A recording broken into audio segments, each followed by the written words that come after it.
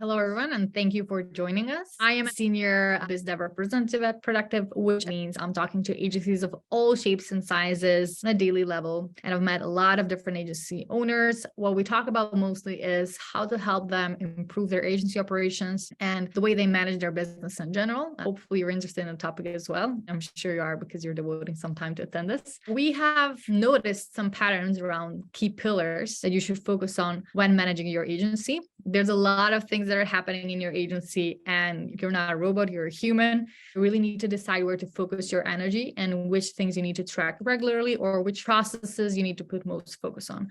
We've come together with those few pillars, and today I'm going to be presenting them. This is going to be an open conversation. I would love you to join in, share your perspective, share your experience, or just ask some questions because I'd love the rest of the community to participate in this as well. For those of you who don't know about Productive as an end-to-end tool for running a profitable agency, in Productive, you can run all of your operations from business development, resource planning, budgeting, project management, time tracking, reporting, up to billing, right? We'll be covering some of those areas. And I'm really glad to have Amy Scat with us as well to share some wisdom. And I would just love to hear your perspectives. Don't be shy. I'm going to move over to my presentation. And we're going to start with one of the first pillars, which we believe is resourcing and forecast. So this is actually one of the biggest blind spots for agencies. And resourcing and forecasting influences how you'll be managing your whole agency in harmony. People don't like when they have too much work, but it's also not good for your business when they don't have enough work and they're sitting on the bench, because that means ultimately you'll make less revenue. We know that the top agencies, they actually start planning their hiring in time to make sure they get the best talent. So they have more time to choose from the talent pool, which is getting more and more scarce these days, and it's harder and harder to find a top talent. If you start planning your hiring on time, you can choose the best people for your agency. This is strictly related to resource planning, because from resource planning, you're getting the information on when do I need new people, which skills should I have, which projects they're going to work on. And last year, we've conducted a global survey with agency owners, and we've had 150 agencies participating in the survey.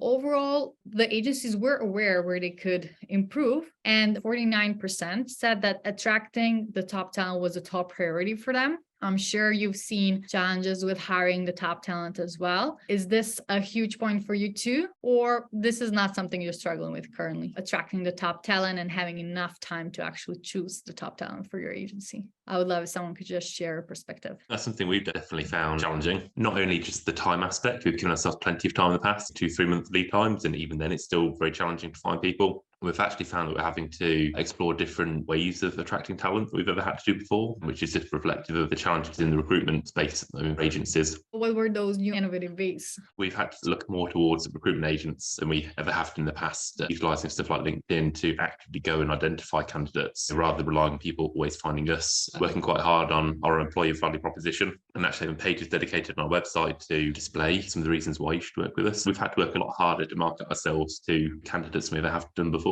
And you had to resort to headhunters in some instances. And how far in advance do you actually start recruiting? Let's say you need a new person to join the company in July. When would you actually initiate the hiring? Typically 2 to 3 months before is when we try to have that started. We have a trigger point within our capacity, because we work purely on retainer model within some of the departments within the business. It would depend on when it hits that capacity level. It gives us 2 to 3 months worth of lead time before it becomes an issue. That's a good perspective. And take 2 to 3 months is definitely enough to find the right person. Sometimes it's harder for some skills. I don't know if you're familiar with that, but Productive actually originates from a big development agency, design and development to be more specific, which is called Infinum.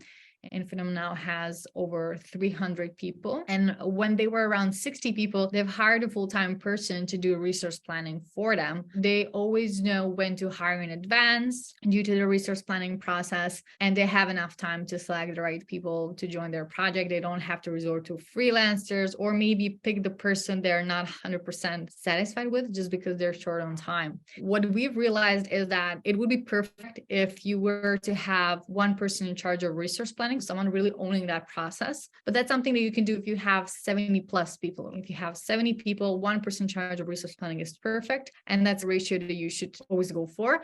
But for smaller agencies, it's not possible to have one person just in charge of the resource planning. But what we do see is that even if you don't have capacity to have someone doing just the resource planning, it should still be someone's job. Typically, that's an ops manager or maybe a project manager, but it should be formally part of someone's job description and their responsibility, because the whole process needs to sit within one person. If you need to have resource planning for agency, someone needs to be there who will control the process, make sure the data is updated. So you can really sync this nicely with your hiring plans, but also your sales. Your sales team needs to know when people will be sitting on the bench, they can sell their time and services in advance. Do you have someone actually who's in charge of the resource planning process, or are you maybe now planning to hire someone to do that? We have someone that does, not necessarily as their only role. We're an agency of around about 14, 15 people.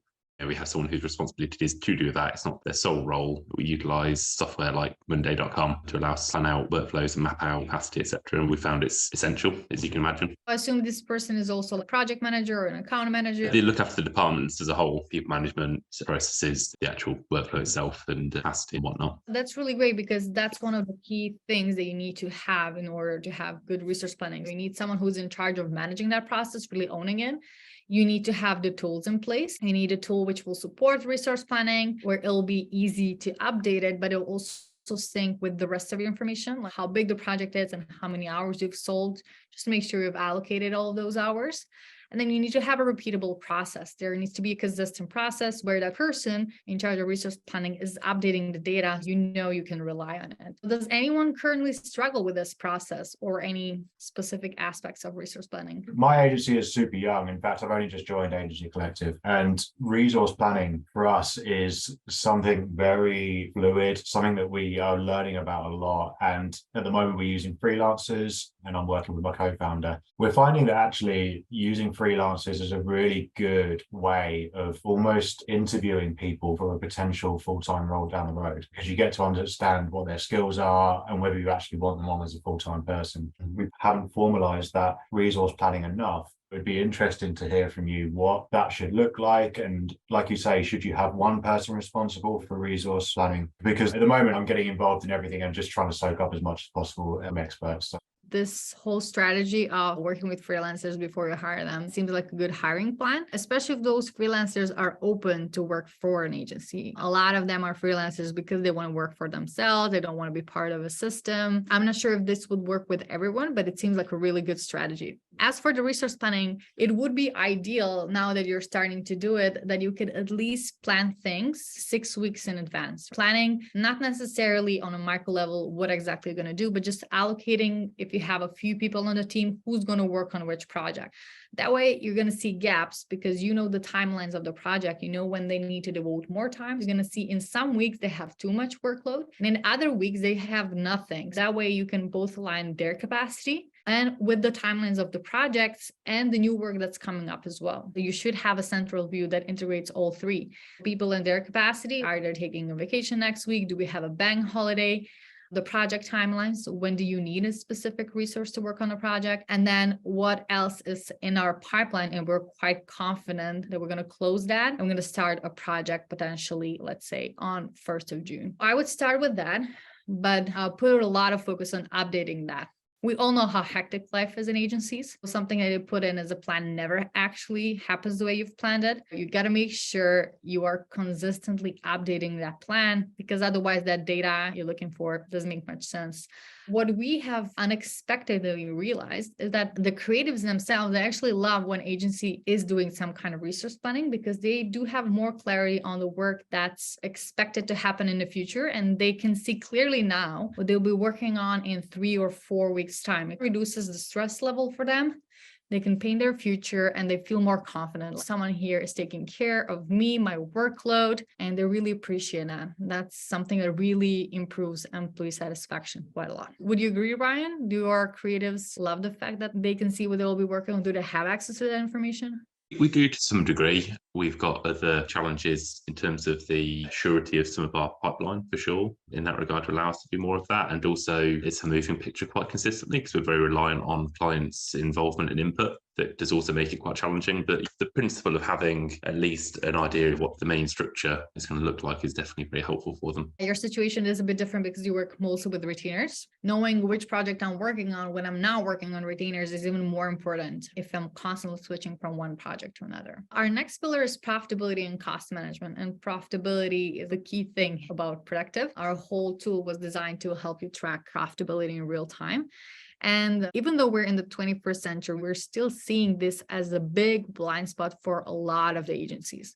Actually, that survey that I was earlier mentioning, more than half of the agencies that took part said they didn't have any kind of real-time data analysis of their business health, meaning they don't know if they're making enough profit with their projects. That's pretty shocking considering that there's many options on the market that would help you track time. And we also work in this very high-paced industry with growing appetites and the complexities of the services that we offer. It still seems like there's a lot of room for improvement for a lot of the agencies. Profitability ultimately influences a lot of your business decisions, like investing, hiring, moving to a bigger office, introducing new services or new areas. This is really something that you should pay attention to, and you should be confident about your profitability numbers, at least being confident about they are true or they seem accurate. The main blind spot that I'm seeing from my experience, because I talk to agencies constantly, is sometimes they know overall profitability of their business, but they don't know where their profit is coming from.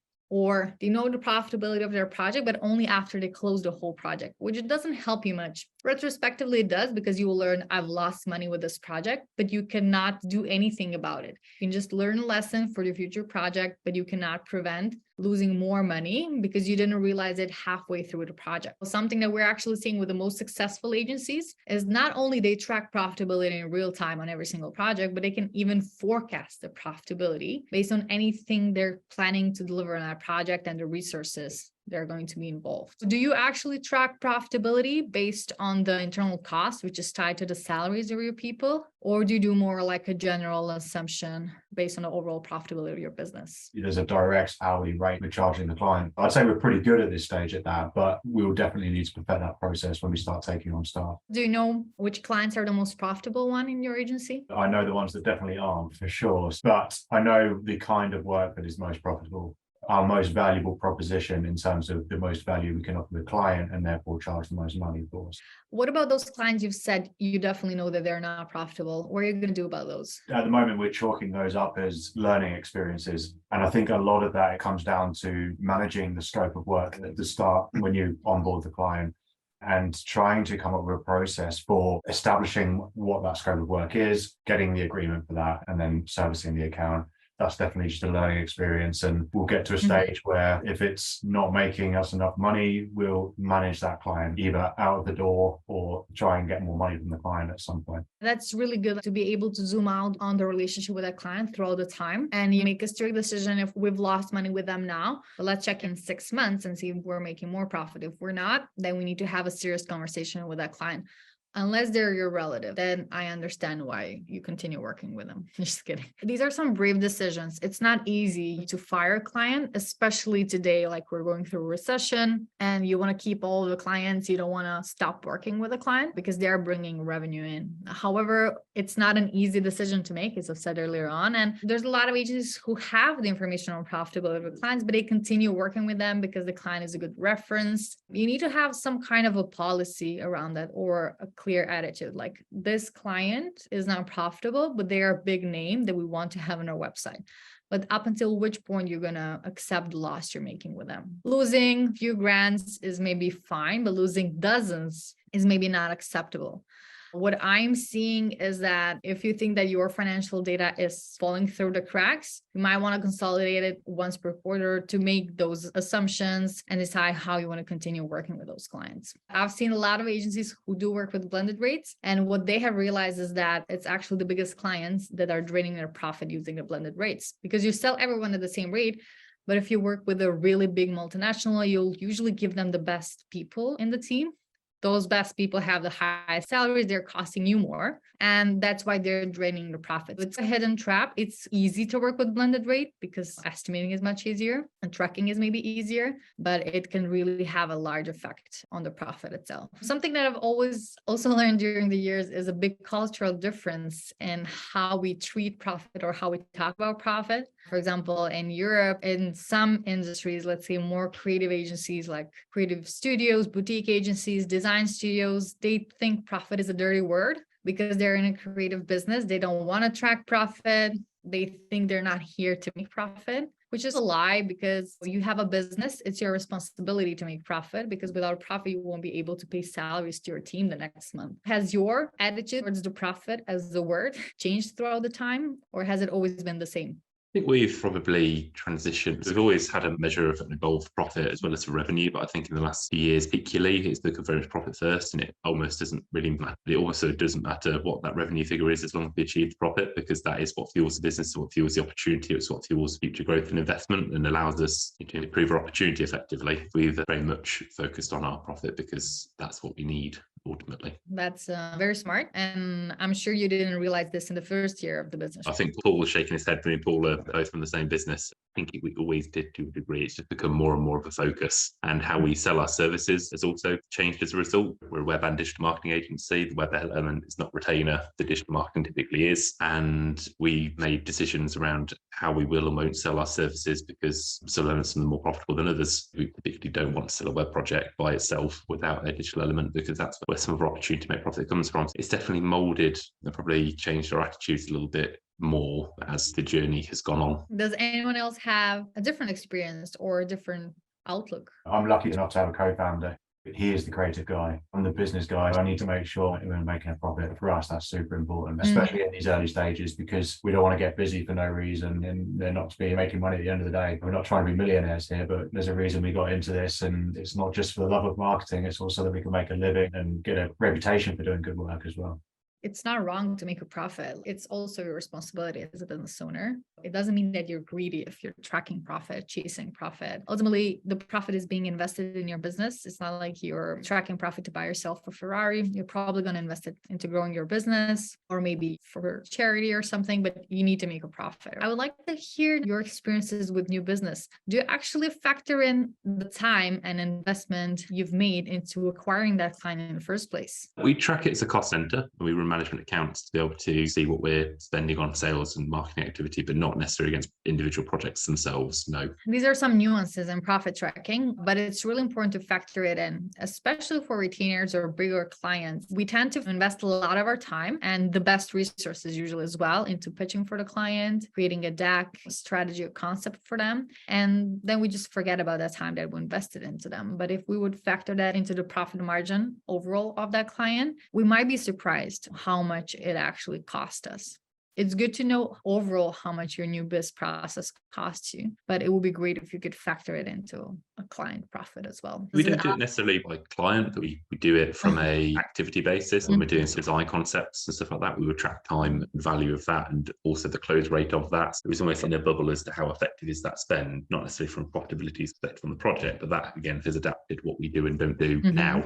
Would you be able to assume how much it costs you to acquire new clients? We could have a good guess at how much time we typically put into a new client. Say, as we did things historically, we would have that information. We just not necessarily applied it to the calculation. The time data is there. We utilize time tracking within Monday.com to assign how much resource to put towards something. We just don't typically take it that step further to factor into the actual client itself. It is good to factor in the money figure, the cost of that time as well. But it's only when you assign a pound sign to it, you get a pinch of reality of how much you're investing yourself into the biz dev process. The time of your creatives, your own time, the owner's time, those are some of the most expensive people in your agency. And when you start talking about money and not just X amount of hours, your perspective changes, as well as the decision where you're going to invest that time and where you're not going to invest that time. Does anyone already factors that, or it's still something that you were not doing? We're not tracking it. I do all of it. And at the moment, there's not a wage that I can attribute to what that costs, only my time. At the moment, we don't. It's just all about let's get clients.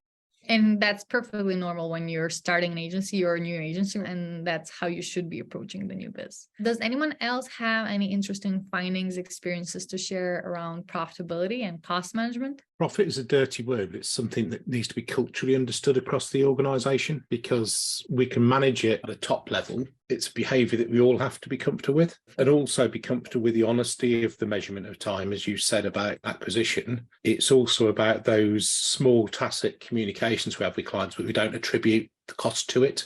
And it's cultural. It's been honest with everybody as to what the value of the business is and why profit is an important metric. It's not because it's greed. It's, as Ryan said, it's the fuel for us to do other things. If people want pay rises, better offices, better experiences, better opportunity to deliver a greater experience, more engaged experience for our clients, it all comes from profit. And the area that we've noticed by having the measurements is sometimes there's that belief that it's good to save a client some money, but the cheaper route is not necessarily the best route because it typically then has a problem later on. That's a great perspective. Curious that all of your team members, even the creatives themselves, who are not necessarily in charge of tracking the profit, are aware of the profit, or at least having their conscience when they're working on a project. Quarterly, they're all aware of the headline company profit, but at the project level, because the projects are broken into time-based tasks, we need to move more to value tasks, not absolute time. It's having the fact that they can do sufficient work that gives them the feeling of purpose and value. But if we haven't allocated enough time, you create stress. But the first thing is to make sure that your sales proposition, your pitch, is providing all of the opportunities to deliver value for the client and profit for yourself.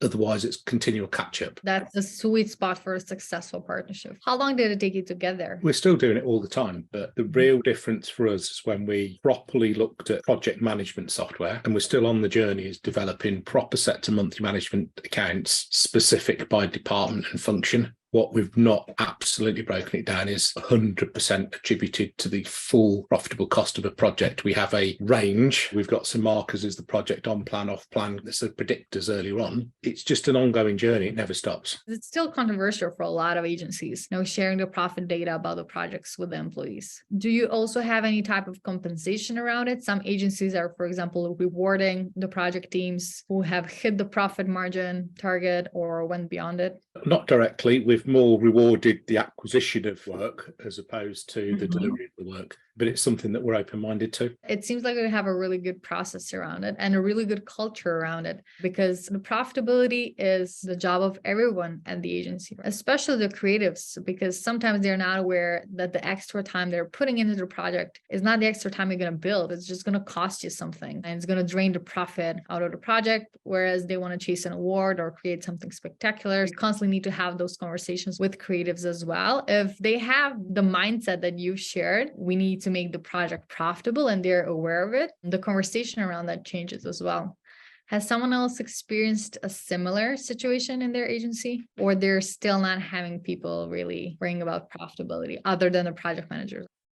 I run an email marketing agency. I actually had to have the conversation about profitability with my team last month. And I realized working with project managers, they also tend to overservice the clients. When I look at the end of the month, I really look at everything that we've done and then compare to the client's budget. And I'm always like, no, I had to have that conversation about this is exactly what the service and what we need to deliver to the client. We have optimization hours that are spent on each account, as well as a certain amount of deliverable to produce. I have to be on top of it every month when we prepare the planning. There's one more thing that shouldn't be delivered on this. This is going to take us more time. I always have to manage this, but I actually had to go back to tracking time and asking everyone to track their time using Clockify, which I was only doing for hourly contractors. That gave us an overview, but this is not if you're actually working on it, but more to see how much money we are spending on each of the projects. I haven't put all the pieces of the puzzle. In terms of time allocation, it's pretty clear, but in terms of attribution, I'm not there yet. Work in progress this month. But for example, aside of the agency, I manage an e-com store that I'm in the process of closing down. We'll be doing a lot of work to offload the stock. Even though the studio clients are always a priority, we do spend some time working for that business. And what I realized last month is that the team has spent crazy hours on this, and it was actually good. I felt less blind on the profitability of the agency, and it allowed me to understand now, actually, I thought we were really busy, but we're just spending more than 70 hours on something that's not profitable, meaning that we do have space for at least 2 to 3 accounts with the right amount of resource that I've allocated right now. Anyway, it's work in progress, but the tracking time has been super helpful, I think, in the team to understand how we spend our resources. That sounds like a very interesting use case and something that I believe everyone has experienced at some point. Do your project managers tend to overserve the clients to make them happier? Yeah, I have to be the bad cop here. Really hard, especially when working remote, to have full transparency on exactly what we're doing. Now we have processes in place where I'm expecting to have a list of deliverables for each of the account, and I cross-check everything. But for a few months, without really me realizing, we were overserving a few of our lowest paying accounts, which was, it's always the same. Not the clients are spending the most, but the smaller accounts that are demanding. We have a project manager who's very technical. He tends to just really take it hands-on and actually could just ask the team to work on it.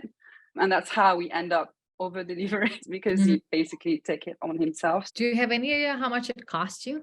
What these smaller clients have drained with overservicing? In terms of costs, not yet, because I haven't put this together. In terms of time, I don't know how many hours we were spending on these accounts, the surplus of hours actually. I understand that it's not that easy if your tool doesn't connect time tracking to internal cost of people. It's not that easy to calculate data yourself. But my tip would be to share with the team, like, in the last 3 months on these clients, we've overserviced these many hours. But try converting those hours into an actual cost and then compare that cost to a trip to Ibiza for your whole team. And I think that only then they will realize how much money actually you're talking about. Because 50, 60, 70 hours maybe doesn't mean that much to them. But when you put things into money perspective, it's stronger. Yeah. It has a stronger effect. But it's great that you've started tracking this. That's definitely the first step to start preventing the issue repeating in the future as well. You touched on it just briefly there when you were talking to Paul, but have you seen many cases where a profit share scheme for your employees works effectively, or does that create a reduced value for the client culture? Because you want people to be aware of it, but you don't want them to be taking shortcuts. That's very interesting. You definitely need to have a process around when you are over servicing clients and when you're not, when you're charging something for more hours or less hours. But I've seen far only positive effects from it. Employees feel included. They don't feel like I'm working for the big boss. I also have a share in the profit, and they tend to care more about it. They are more cautious about when they're over servicing, and you still need to have that culture around we're creating the value for the client. We're not trying to rip them off. You need to be careful about it. But if you treat it normally, like you were working until now, you shouldn't have any issues. The main issue you're preventing here is over servicing, but it doesn't necessarily create the effect of under servicing, if that's what you initially asked. I was just going to add an experience that the previous agency, not the one being now the first one that we had ever been part of, the counter side to over-servicing small clients and actually over-servicing large clients, because we had a client that basically was worth quite a lot of money at the time to the business. It's around about £6,000 a month collectively, so a good size for where we were. And you'd think that was one of the best projects to have, and actually it was probably the one that lost us the most money because we were scared of losing it. Yeah, they're paying us 6, but we're probably working on them as they're paying us like 15, because there was that desperation almost to retain the income because it made such a big difference to cash flow and revenue. I think that's also an easy trap to fall into, even though everyone knew it, but no one really spoke about it. It was an interesting one, and I think that's a one to definitely not fall into. The big clients are only good if they're still profitable. I understand why you have the policy of we're tracking profit on clients and not the revenue. Like, we can work with smaller revenue, that's not a problem. Is it because of this experience with a big client who drained profit? No, not entirely. I think it's probably just the sensibility of what makes good commercial sense, to be completely honest with you. And it's a large part of Paul's ethos as well as the profit first element. But there's no point in having revenue if it doesn't result in profit. It's the old saying that revenue's vanity and profit sanity. It just makes sense. The third pillar that we're covering today is cash flow and payments. And that's something agencies tend to overlook sometimes because it's the last step in the process. You first determine the price, then you deliver the work, then you receive the payments. But not clarifying this in advance can cost you a lot. This is a big blind spot for a lot of the agencies, because when you deliver the work and when you're actually receiving the payments is not necessarily aligned, right? It doesn't happen at the same time. When you're starting a new project, you first need to understand and determine with the client when exactly we're going to get paid and in which periods are we delivering the work, because your costs might happen at the beginning of the project. You might occur a lot of costs, but you're only going to get paid in 3 or 4 months. You need to have enough cash to cover for all of those costs that have happened previously.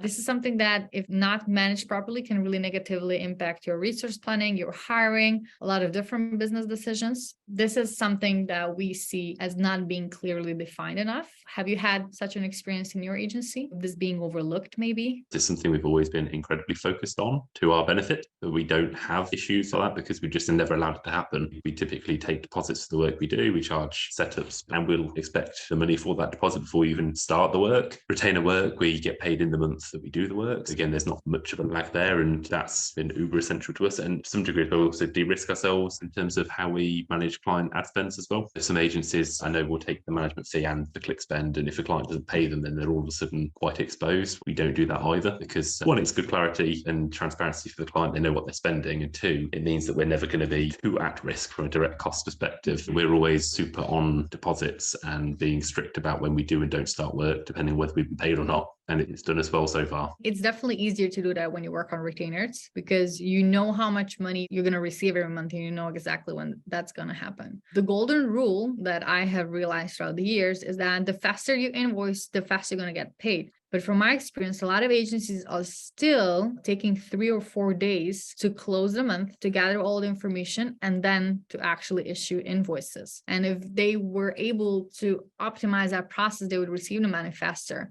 Do you have any troubles with closing the month, issuing invoices? Is that a nightmare process for you? Not for us. It's done the day of an order, if not the day after. We don't work exclusively on retainer. We also do have some non-retainer work that we do. Invoices are out typically within about 12 hours of getting a signed order in, and then they go on to the regular, if it's split payments, I think it goes on to regular schedules. Actually, it's something that we can probably say we do quite well. Does anyone else feel like their process could be more optimized in terms of invoicing, gathering all the data and sending out the invoices? I'm in the same situation and work on retainer, and we do ask 100% of the payment before starting the work. We know exactly where we stand. Something I'm looking at this year is automating the process, maybe with direct debit or using something like cardless, and also having minimum terms, which we don't have now. We're on a monthly retainer, but I ideally would want to look at 2-month minimum, especially when we're super busy around Q4 and it all goes a bit crazy. It's pretty automated. It used to be much slower to make those invoices and send them. And I also used to send the invoice at the end of the month. And this has led to a few issues. Right now, it's all ahead of time for every client. Do you monitor and manage your agency's overhead? Because that can also vary from month to month and cause some issues with cash flow. Aside from staff expense and contractors, I don't really have any fixed cost. But I do keep an eye on the small subscription costs sometimes that just look like nothing. And then at the end of the year, they're like, why is this here? Generally, I know exactly what's coming out and what's coming in. Does anyone here monitor their overhead? Not just the fixed part, but also the variable part? We do. Within our management accounts, we measure absolutely everything. We also accrue within our management accounts as well, costs that we foresee coming later in the year. So we're already assigning that, and we've not got a big shock month. For example, Monday.com, I've already mentioned, is an annual subscription. We accrue for that throughout the year. So it's nice and flat. And we know and actually budget at the start of the year what are we planning to invest in. We can build that cost into our forecast, and it's not a nasty surprise further down the line. To just add to the conversation that's just been had, it's about the open honesty again. We are very open and clear with customers and clients and prospects about our payment terms, and it is not unusual for clients to even pay their setup fees or their first part deposit even in advance of an invoice being sent. That's because we've got the process in place. But to me, a debtor is the moment they've gone past the overdue date. If someone becomes a persistent debtor, they're always a debtor. They'll always follow the pattern. And what we don't account for in our businesses is the amount of time that we then take chasing the debt. We will remove the customer from the business if they become persistent because they'll never change. We're in the process at the minute, we'll probably remove a council. We know they're bad payers. We let it come into the business. We're suffering the fate, and it doesn't matter if you've got a hero name there. If they don't pay, it's the negativity. It's not just the cash flow, it's the distraction cost. How long did it take you to learn that?